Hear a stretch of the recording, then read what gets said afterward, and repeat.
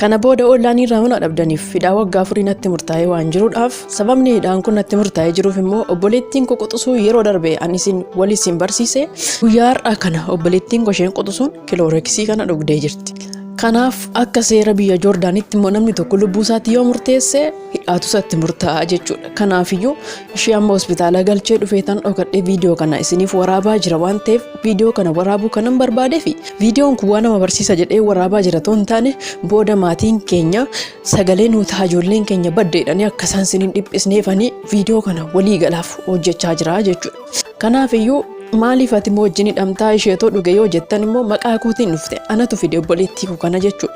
Nan hojjedha itti nan ishee fide as geessee garuu haalli jireenya biyya ormaa gaafa isheetti ulfaatu murtoo mataa ishee irratti fudhattee jirti. Haa ta'uyyuu malee amma lubbuu ishee olee jira. Kanaafiyyuu garaacha ishee keessa waan jiru miicanii fi amma hospitaala ciisaa jirti.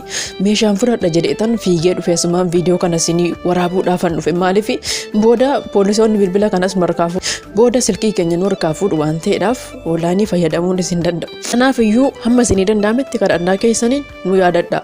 Egaa maal jechuun barbaade gaafa haalli isinitti ulfaatu jireenyi biyya ormaa gaafa ulfaatu ofirratti murtoon fudhatina ila yoo waan barbaade iyyuu ta'e yoo isinitti ulfaate iyyuu hamma isinii danda'ametti cichaa jabaadhaati yoo isinii danda'amne immoo gara biyya keessaniitti galaa malee hojjechuuf kaayyoof manaa baatanii lubbuu keessaniin balleessina.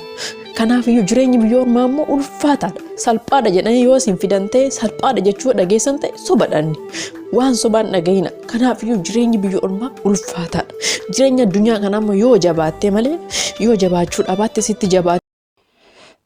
Egaa obboleettii koo akkuma dhageessan obboleettiin keenya kun wanta isheen jettee dhageessaniiti jirtu. Egaa dhugaa dubbachuuf gaafan arguu hedduu takka lapheen kiyya na cabee ingidihi wanuma hundumaayyuu kan danda'u isa waan ta'eef akka amantaa keessaniittiin waaqa kadhadhaa fi isiniin jedhaa sumarraanii. Egaa rakkina kana keessa rabbiin ishee baasu obboleettii ishee tirree ishee amaaru.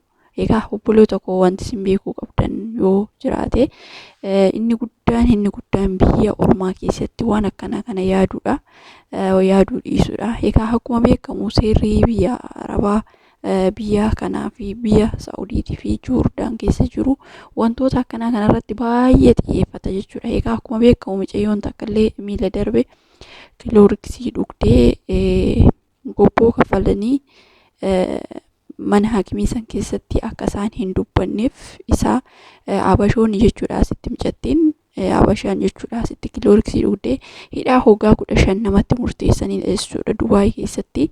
Egaa dhugaa dubbachuuf waan hedduu tokko namni kilooreksii dhuge yookiin immoo waan akkana ofirratti raawwate yoo fayyee hidhaan kanatu itti murtaa'a jechuudha seera biyya Arabaati. Egaa obboleettiin keenya kunillee akkuma jettee dhugaadha. Waan akkanaa kun murtoon akkanaa kun biyyoota Arabaa keessa hin jira. Ingidihi waan hundumaayyuu kan danda'u isaa Waaqayyo gooftaan ishee waliin haa ta'u.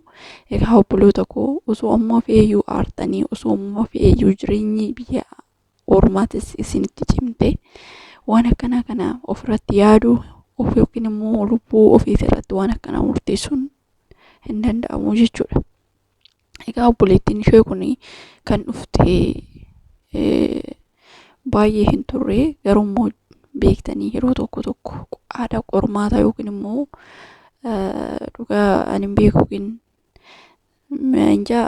daa'imalleedha yeroo darbee argeetiin ture gin namoonni waan akkanaa kan ofirratti yaalan irree baay'eetu jira yeroo ammaa kana.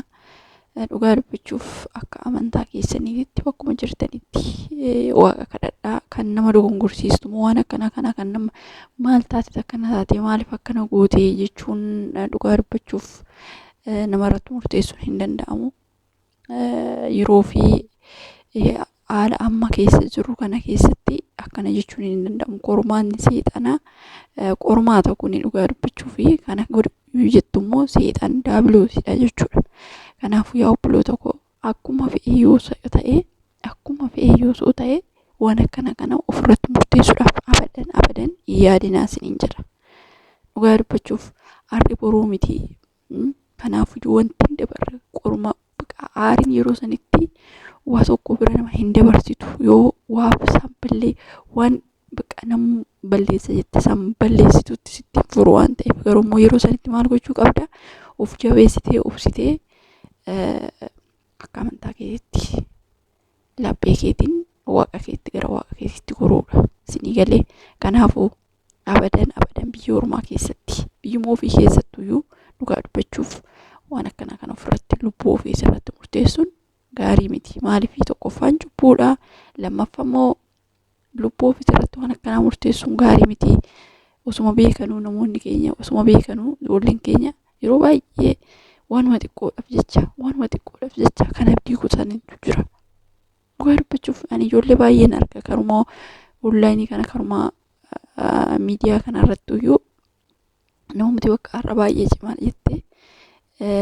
akkasumas immoo dubartii cimtuudha jettee yaaddu deebitee namni ati irraa barachuu dandeessu waan akkana gaafa ofirratti yaadu dhugaa dubbachuuf nama biraatirree tasfaa kutachiisa sinii galee kanaafuu akkana gochuun sirrii miti kuni dogongora guddaadha yaa ta'uuti isheenis waan akkana kana yaaddee garuu kan godhi jedheetti sirriitti itti cimsu maalidha seexanaa jechuudha ni beektu kana daabiloosidha kanaafuu rabbiin kana nama oolchuu sinaa oolchuu ammoo feeyyuu soo ta'ee waanuma feeyyuu osoo aarni siin jiru gaddi fi gammachuu wal bira waan taateef akkuma gammachuu hin jiru gaddi illee jira akkuma argachuu hin jiru dhabuun illee jira kana beekuun dirqamaadha jechuudha kanaaf waan akkana kan ofirratti murteessuun abadan gaarii miti isiniin jedha obboloota koo rabbiin bakka jirtanitti sinaa eegu sirriitti of eeggannoo godhaa waan akkanaatirraa of tiksaa yeroo hundaa kadhannaa keessattuyyuu ijoolleen biyya arabaa keessa jirtan yeroo hundumaayyuu waan barbaadu isinitti haafuu kadhannaa sirriitti kadhannaa gochuun dirqama isinii galee kadhannaan yeroo hundumaayyuu isin barbaachisa annaa akkasii obboloota koo waan akkasiiti isiniin jedha እንግዲህ dhugaa dubbachuuf ijoolleen akkanaa namoota ijoollee akkanaa baay'een beeka kan kilooriksii kanaallee of miidhan baay'een beekaa garuu immoo gocha akkanaa kun gocha badaa waan ta'eef gocha sirrii miti waan ta'eef waanuma xiqqoodhaaf jecha biyyattillee aarii biyyattillee yoo qabaatan bakka hin beekani biyya ormaa keessatti inja bakka wanti hin dabarre hin jiru hin darba obsuun dirqamamu wanti hundumtuyyuu namni qormaata hin dhabne namni seenaa hin dhabne hin jiru kanaafuu hundumtuyyuu osoo qoramuu osoo waa baay'ee dhagahuu arguu bira darbee nuti kana hojjenne jechuun nuti lubbuu keenya irratti murteessine jechuun ajaja waaqaa dhiisni ajaja keenya hin deemne jechuudha isinii galee dhugaa dubbachuuf amantaa keessaniin jaallattu yoo ta'e waan akkana kan ofirratti murteessuun yaaduun gaarii miti isiniin jedha እንግዲህ hunduma keenya waaqayyoon bakka jirutti nu haa eegu nu haa tiksu kan isa kan nu eegu kan nu tiksu nu humna qabaannee miti kan humna nuuf kennee sa'aatii kanaaf yeroo kana kan nuuf kenne isa waan ta'eef galanni isaaf yaa ta'u egaa yeroo hundumayyuu waaqa keessan galateeffachuu hin dagatinaa isiniin jedha እንግዲህ dhugaa dubbachuu fi kanarraan nu ga'e hafuura nuuf kennee humna nuuf kennee kan sa'aatii kana nu ga'e rabbi waan ta'eef kanaaf akka amantaa keessanitti waaqa keessan galateeffadhaa qormaata akkanaa kana keessa immoo qormaata namni hundumtuu yoo hin qorama garuu qormaanni sun yeroodhaaf malee hin dabartii yeroo sun amma dabartutti immoo obsaan eeguun dirqama kanaafuyyuu waa hundumaayyuu hin danda'a waaqayyoon obboleetti keenya kanarraa shi'aa baasu kana keessaa shi'aa baasu dhiphina keessa kan nama baasu isa akka amantaa keessanittiin waaqa keessan kadhadhaa fi isiniin jedha obboleetti keenya kanaafi hedduu akka garaana nyaatte dhugaa dubbachuu fi imimmaan ishii yeroo nargu dhugaa dubbachuu fi imimmaan qabachuu hin dadhabees bakka baay'ee cimtuu mucattiiti hedduu takka dhugaa dubbachuuf qormaanni yeroo tokko nama akka manaatitti qormaanni hin baay'ata garuu immoo qormaata san darbuudhaaf qarrannatii nama barbaachisa. Obsa nama barbaachisa. Na akkasiniin jedha. Ingidihi Waaqayyoon immoo waa hundumayyuu kan danda'u isa qormaataan kana keessaa ishee haa baasu. Hidhaa kana jalaa irree ishee haa baasu. Obboleettii ishee immoo ishee dhafee haa maaru, ishee haa gammachiisu. Dhugaa dubbachuu fi lubbuudhaan ba'uun ooluun iyyuu waan guddaadha. Na akkasii turtii gaarii qabaadhaa. Nagaan naa tura.